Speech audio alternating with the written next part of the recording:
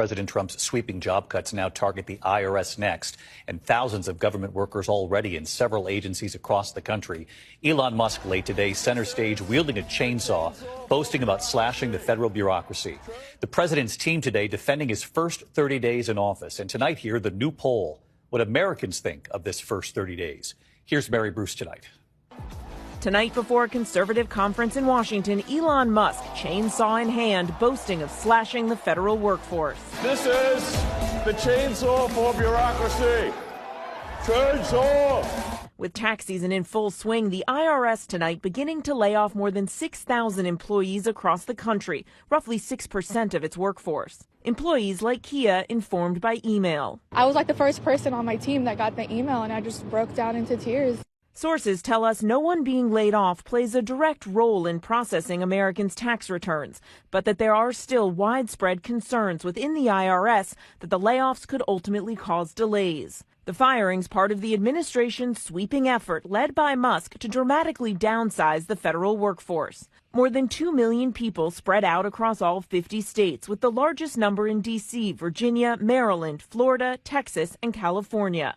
The administration insists they're firing people for cause, but many of these fired workers who have only been on the job for less than 2 years say they've never even had a performance evaluation. From Nicholas Berardi, who works for the IRS in Philadelphia. It even says here in the email that they're citing the reason why I'm fired is because of my performance. But until today, I hadn't gotten a performance review. To Emma Frericks, who works for the U.S. Geological Survey in Iowa. The thing is, I never had a meeting implying or even an official sit down letter saying, here is your performance review. You're not doing a good job. Still, today at a press briefing marking 1 month of the Trump administration, the president's top economic advisor insisting that thousands of workers who've been fired deserve to go. So you're saying that everybody who's being let go was doing a bad job?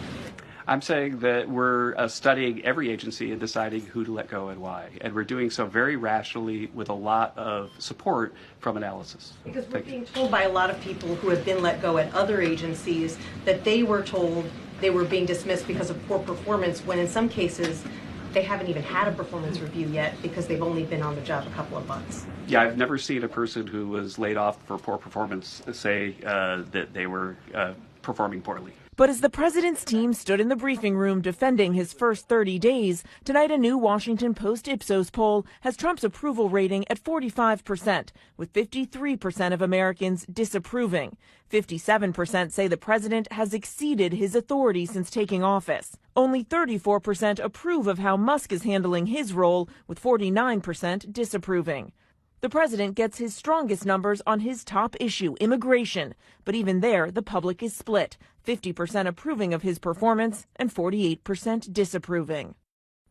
And on the issue of the economy, the president, keenly aware that inflation is rising, is now floating the idea of giving money saved through the work of Musk's team directly to the American people. In the meantime, the Senate today confirming Trump's pick for FBI director, his staunch supporter, Kash Patel. This was a tight vote, 2 Republicans voting against him, but tonight Patel will now lead the nation's top law enforcement agency. David. Mary Bruce at the White House tonight. Mary, thank you.